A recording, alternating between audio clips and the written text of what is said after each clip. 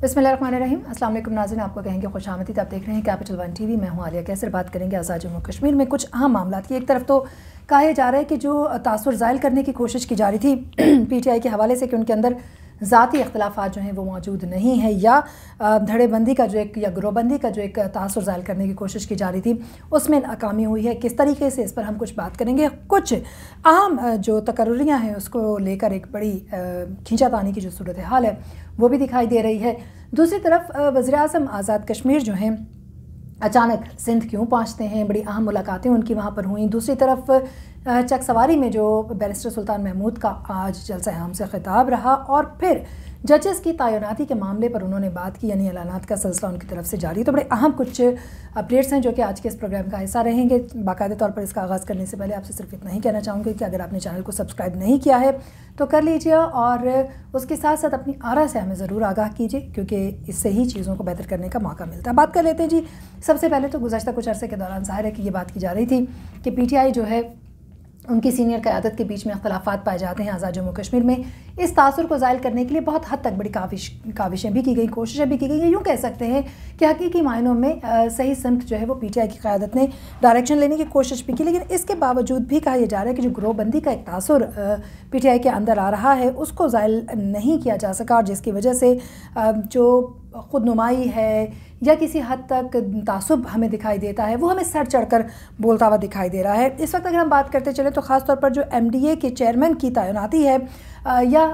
जो नौमुंतखब चेयरमैन हैं उनकी बात करते चलें तो उनकी जानिब से रवानी के मुकाम पर एक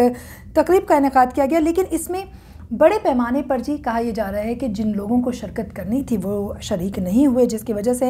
ऐन मौके पर इस तकरीब को जो है वो कैंसिल भी करना पड़ा। ख़ास तौर पर बल्दियात के जो वज़ीर हैं ख्वाजा फारूक अहमद समेत दीगर तहरीक इंसाफ के जो लोग थे उनकी भी बात करते चलें तो किसी भी काबिल अहम जो काबिल ज़िक्र शख्सियत है उन्होंने इस शिरकत जो बाकायदा एक तकरीब थी उसमें शिरकत करना जो है वो गवारा नहीं की। और उसके साथ साथ ये भी आपको बताते चलें कि एक रैली जो है वो रवानी के मुकाम से निकाली जानी थी, ये भी इंतशार का शिकार हुई और ऐन मौके पर इस रैली को भी जो है वो कैंसिल करना पड़ा। इसी तरीके से ये भी कहा जा रहा है, कुछ जो सोर्सेज हैं वो ये बात कर रहे हैं, कुछ नाहिदीन ये बात कर रहे हैं कि जो वज़ीर बल्दियात हैं और इसके साथ साथ वज़ीर-ए-आज़म आज़ाद कश्मीर समेत जो सीनियर वज़ीर हैं सरदार तनवीर रियास, उनके दरमियान जो एक खींचातानी की कैफियत है मुख्तलिफ वज़रा के लिए वो ख़ासी मुश्किलात की वजह बनी हुई है। और फिर उसके बाद चेयरमैन एमडीए सैयद अज़हर गिलानी तैनात करवाने के बाद एक बार फिर से जो कस्टोडियन हैं जायदाद मतरूका और चेयरमैन मरकज़ी ज़कात काउंसिल की तैनाती, इसके हवाले से भी काफ़ी तहफ़्फ़ुज़ात जो हैं वो आपस में पाए जा रहे हैं। तो कहा यह जा रहा है कि कुछ अहम ओहदे जो कि सामने आए हैं, कुछ तैनातियाँ हुई हैं, कुछ तकर्रियाँ हुई हैं, वो थोड़ी सी काबिल कबूल दिखाई नहीं दे रही हैं। और एक बार फिर से वो जो एक तासुर था कि जी एक पेज पर हैं सब और बड़ी मुशावरत के साथ चीज़ें की जा रही हैं, वो हमें कहीं पर भी होती हुई दिखाई नहीं दे रही हैं। तो ये एक सूरत हाल है जो कि किसी हद तक जो ख़ास तौर पर पीटीआई है उनकी क़यादत के दरमियान जो तासुर है कि ग्रोहबंदी मौजूद है उसको मजबूत करती दिखाई देती है। बात कर लेते हैं सरदार अब्दुल क़य्यूम ख़ान नियाज़ी की, जो कि सिंध गए और बड़ी अहम उन्होंने मुलाकातें की गवर्नर सिंध के साथ, वज़ीर आला के साथ, और उसके साथ साथ उन्होंने सिंध असम्बली का दौरा भी किया। और इन मुलाकातों में ख़ास तौर पर जो दोनों के दरमियान कश्मीर के अंदर जो बेहतर मनसूबाजात हैं उनको पाए तकमील तक पहुँचाने के हवाले से भी बात की गई। सिंध में मेडिकल कॉलेजेस और दीगर तालीमी इदारों में कश्मीरियों के लिए सीटें जो हैं उनको मुख्तस करने के मसाइल भी जो हैं वो ज़ेर गौर आए। और उसके साथ साथ ख़ास तौर पर जो कश्मीर के बारे में एक रिपोर्ट है उसके हवाले से भी बात की गई। और ये भी आपको बताते चलें कि जो कम्युनिटी सेंटर कश्मीर है उसके बारे में एक रिपोर्ट भी तलब कर ली है, जिसके हवाले से ताउन की यकीन दहानी जो है वज़ीर-ए-आज़म आज़ाद कश्मीर की जानिब से करवाई गई है। बैरिस्टर सुल्तान महमूद का जिक्र करते चलें तो उन्होंने हाई कोर्ट की जजेस की तैनाती का मामला एक बार फिर से उठाया और उनका कहना यह है कि बहुत जल्द ये जो एक डेडलॉक पाया जा रहा है, जो डिले है उसको दूर कर लिया जाएगा और जजेस की तैनाती का फ़ैसला जो है वो 1 हफ़्ते के अंदर अंदर मुकम्मल कर लिया जाएगा। यानी एक बार फिर से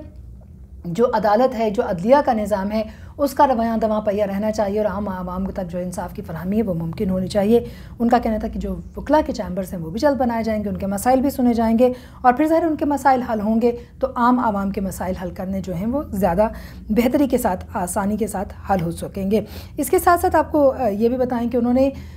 خاص طور پر جو مسئلہ کشمیر ہے اس کے اوپر سے بھی بات کی, کیونکہ ظاہر کشمیر کے اندر کے جو مسائل ہیں اس پر تو بات ہوتی ہے, لیکن ہمیشہ بیرسٹر سلطان محمود جہاں بھی بات کرتے ہیں وہ مقبوضہ کشمیر کے حوالے سے بھی بات کرتے ہیں. ان کا کہنا یہ ہے کہ بھارت چونکہ اس کو اپنا اٹوٹ انگ سمجھتا ہے تو اس لیے ہمیں تھوڑی سی اسٹریٹجی تبدیل کرنی پڑے گی اور مل کر کام کرنے کی ضرورت ہے. لیکن دیکھنا یہ ہے کہ مل کر کام کرنے کے حوالے سے جو سلسلہ ہے کیا وہ ہمیں دکھائی دے رہا ہے آزاد کشمیر کے اندر بھی, کیا واقعی وہاں پر جو تقسیم ہے یا انتشار ہے وہ نہیں پایا جاتا اور موجودہ حکومت کے تمام جو سٹیک ہولڈرز ہیں وہ مل کر آگے بڑھے ہیں. یہ تھوڑا سا مشکل ہمیں دکھائی دیتا ہے. بلدیاتی الیکشن کے حوالے سے بھی یہاں پر بات کر لیں جی. شیڈول اور حلقہ بندی کیس کے فیصلے کے بعد جو ہے وہ بلدیاتی الیکشن کے حوالے سے یہ شیڈول جو ہے وہ جاری کیا جائے گا, یہ الیکشن کمیشن کا کہنا ہے, کیونکہ باقاعدہ طور پر کئی چیزیں ہیں جو ان پر کورٹ کی طرف سے جو ہے وہ باقاعدہ طور پر اجازت نامے کا انتظار کیا جا رہا ہے. الیکشنز ایکٹ 2020 میں بلدیاتی الیکشن سے متعلقہ دفعات میں ضروری ترمیم تجویز کی گئی ہیں اور مسودہ جو ہے وہ حکومت کو ارسال کرنے کا فیصلہ بھی کیا گیا. اس کے ساتھ ساتھ کچھ نئے اقدامات بھی لیے جا رہے ہیں جس پر بات کی گئی ہے. بلدیاتی انتخابات کے انعقاد کی تاریخ کے اعلان کا اختیار حکومت سے مشاورت کے بعد الیکشن کمیشن کو ہے, اور پھر حلقہ بندی کیس کا فیصلہ آنے پر مزید کارروائی عمل میں لائی جائے گی. کئی چیزوں پر کام ہو رہا ہے. کہا یہ جا رہا ہے کہ مڈ نیکسٹ ایئر جو ہے اس کے قریب بلدیاتی انتخابات جو ہیں وہ کروا دیے جائیں گے آزاد کشمیر میں, کیونکہ ایک بار پھر سے چاہے بیرسٹر سلطان محمود ہوں, عبدالقیوم نیازی ہوں یا پھر دیگر وہاں کے وزراء, ان کا کہنا یہ ہے کہ عوامی بندوں کے پاس ہی عوامی